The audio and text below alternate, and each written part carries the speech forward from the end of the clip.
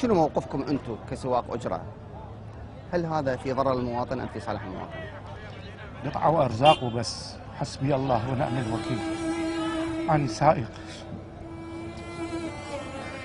وحصل من السيارة ما عندي حتى رزق للبيت، حتى تقاعد ما أملك.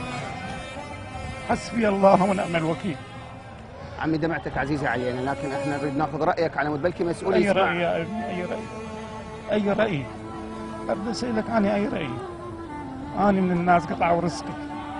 حسبي الله ونعم الوكيل، غير هذا ما عمي دمعتك كبيره علينا وبارك الله بيك، لا تبكي ما في داعي. هذا ما نقول هذا. يعزك ربي يحفظك. حسبي الله ونعم الوكيل بكل القياديين وكل من يقول أنا سياسي وكل من يقول أنا برلماني وحتى على حسبي الله ونعم الوكيل، غير هذا ما نقول. جزاك الله خير. شكرا عمو، بارك الله فيك.